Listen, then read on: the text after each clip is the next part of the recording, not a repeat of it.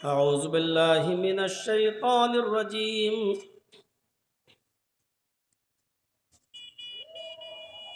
بسم الله الرحمن الرحيم.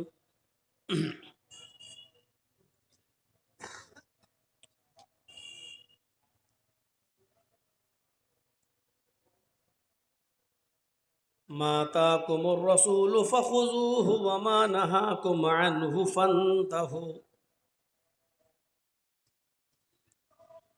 وقال تعالى: يا أيها الذين آمنوا أطيعوا الله وأطيعوا الرسول وأولي الأمر منكم فإن تنازعتم في شيء فردوه إلى الله والرسول.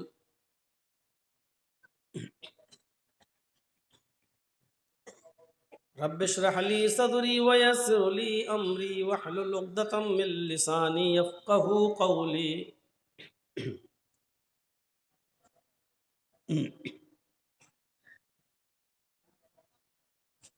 حمد و ثنا، تعریف و توصیف، کبریائی و بڑائی، تسبیح و تحلیل، تکبیر، سب اللہ تبارک و تعالیٰ کے لیے ہے جو وحدہ لا شریک ہے، احکم الحاکمین ہے، رب العالمین ہے، رب ذوالجلال والاکرام ہے، رب العرش العظیم ہے،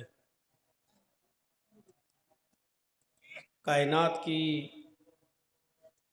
دنیا کی ہر چیز پر قادر ہے، علی کل شیء قدیر ہے۔ مختصر سی حمد کے بعد اللہ سے دعا کرتا ہوں کہ قیامت کی صبح تک درود و سلام کے بے شمار پھولوں کی بارش فرما، تمام پیغمبروں پر اور بالخصوص جناب محمد رسول اللہ صلی اللہ علیہ وسلم کی ذات اقدس پر اللہم صلی وسلم وبارک علیہ۔ یہ پروگرام جو 27 اور 28 نومبر کو آج نارائن پور ڈسٹرکٹ مالدہ کے اندر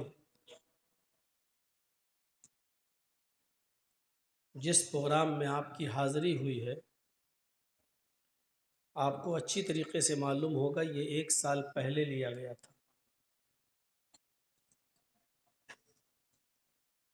ہمارے محترم دوست جناب عالم صاحب کے والد صاحب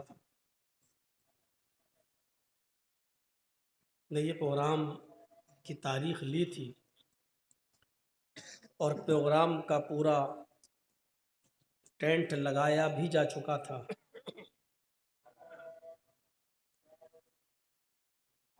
بار بار وہ فون بھی کرتے رہے، لیکن ما تشاءون الا ان شاء اللہ،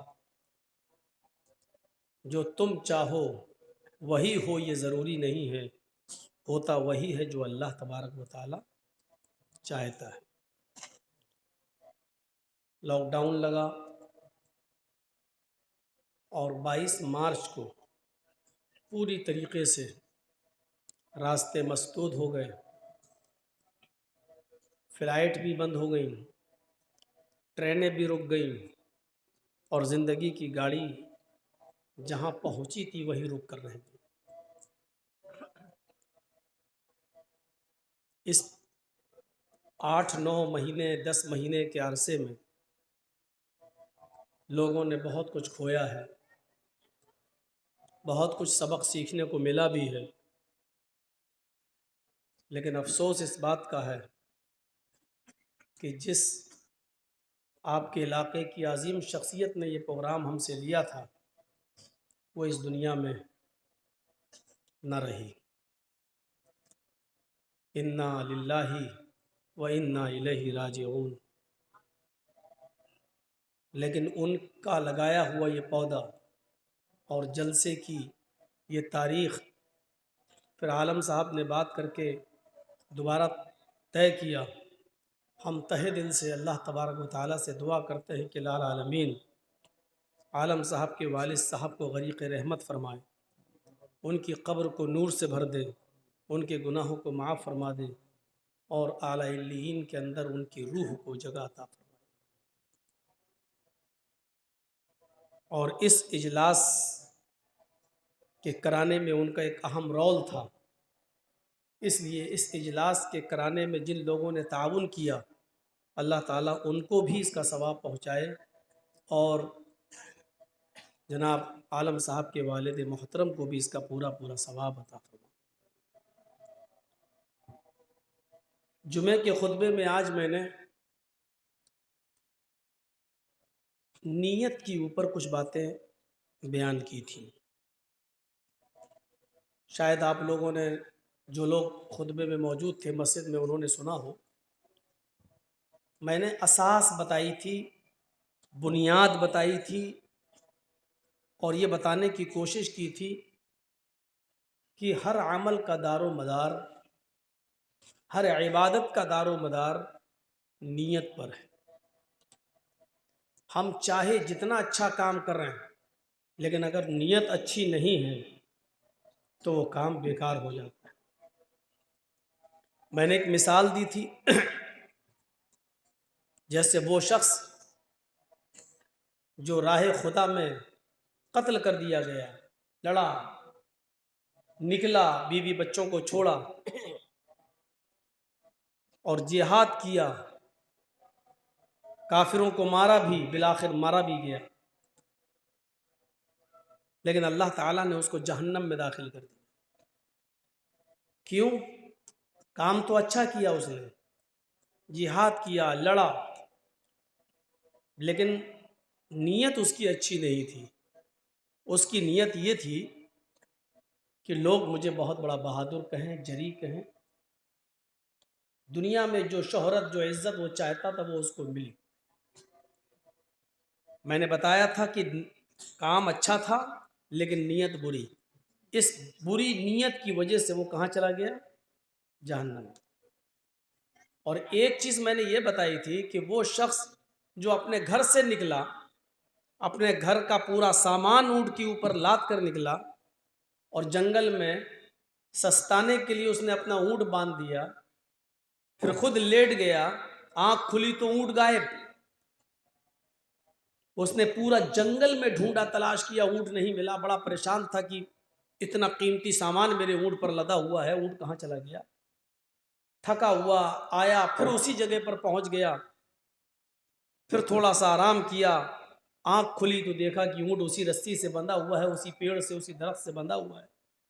اس نے سامان دیکھا تو کچھ بھی کم نہیں ہوا، ویسے ہی کہ ویسا سامان، تو اس کے منہ سے یہ الٹے جملے نکل گئے، اے اللہ، واقعی تو میرا بندہ ہے اور میں تیرا خدا۔ الٹا بول گیا، وہ مارے خوشی کے، اس کو ہوش نہیں ہے کہ ہم کیا بول رہے ہیں۔ اونٹ پر سامان لدا ہوا دیکھا تو مارے خوشی کے کیا کہہ گیا؟ واقعی مان گیا تجھے، تیری قدرت، ہم نے پورا جنگل ڈھونڈا تو اونٹ نہیں ملا اور اپنے آپ آ گیا، واقعی یہ تیری قدرت ہے، واقعی تو میرا بندہ ہے اور میں تیرا خدا۔ الٹا بول گیا۔ حالانکہ یہ جملے بہت خطرناک تھے، میں نے جمعے کے خطبے میں بتایا تھا۔ فرعون نے بھی یہ جملے کبھی زندگی میں نہیں بولے، وہ لوگوں سے کہتا تھا میں تمہارا رب ہوں، لیکن اس نے کبھی اللہ سے نہیں کہا کہ میں تیرا بھی رب ہوں۔ اس آدمی نے تو اللہ ہی سے کہہ دیا کہ تو میرا بندہ ہے، میں تیرا رب ہوں، لیکن اللہ اس پر مسکرایا اور اس کو معاف کر دیا۔ کیوں؟ کیونکہ اس کی نیت اچھی تھی، وہ یہ اپنی زبان سے کہنا نہیں چاہتا تھا، کہنا یہی چاہتا تھا واقعی تو میرا رب ہے اور میں تیرا بندہ، لیکن الٹا اس کے منہ سے نکل گیا واقعی تو میرا بندہ اور میں تیرا خدا۔ اس کو معاف کر دیا کیونکہ اس کی نیت صحیح تھی۔ تو نیت پر ڈیپینڈ ہے ہماری ساری عبادتیں۔ آج اپنی تقریر کے اندر میں یہ بتاؤں گا کہ عبادت کون سی قبول ہے، آپ چاہے جتنی اچھی عبادت کر لیں، چاہے جتنا اچھا کام کر لیں،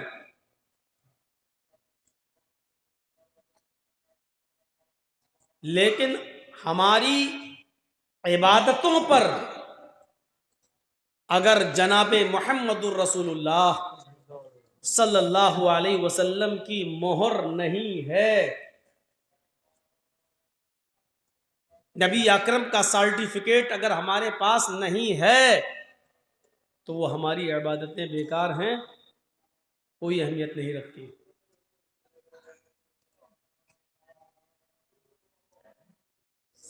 اس بات کو ذہن میں رکھیے گا، اور اسی کو قرآن نے کہا ہے،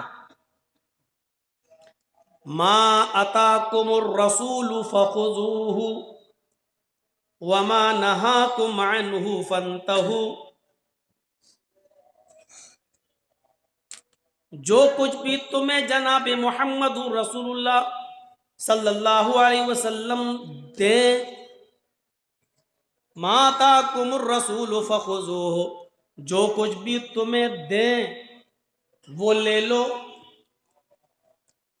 ماں کے یہاں دو معنی میں کروں گا، ذرا تھوڑا سا آپ ادھر توجہ دیجیے گا۔ پہلے میں بہت سلو بولوں گا تاکہ آپ کو سمجھا سکوں، اور جب ایک ذہن بنا دوں گا آپ کا، پھر میری اسپیڈ بڑھے گی۔ ماں اتاکم الرسول، ماں پہلا معنی ماں کا، جو دیں وہ لے لو۔ بھائی آپ لوگ اٹھنا بیٹھنا تھوڑا کم کر دیجیے۔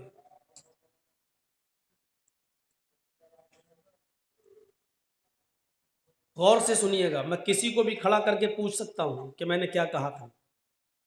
ماں پہلا معنی، جو دیں وہ لے لو، جو کچھ بھی دیں وہ لے لو۔ اور ماں کا ایک دوسرا معنی یہ ہوا، جتنا دیں اتنا لے لو۔ ماں اتاکم الرسول، محمد الرسول اللہ تمہیں جو دیں وہ لے لو، اور جتنا دیں اتنا لے لو، نہ اس میں سے کم کر سکتے ہو نہ اس میں زیادہ کر سکتے ہو۔ اگر ظہر کی 4 رکعت فرض دیے تو 4 ہی پڑھنا ہے، 3 پڑھو گے تو گناہگار، اور 5 پڑھو گے تب بھی گناہگار۔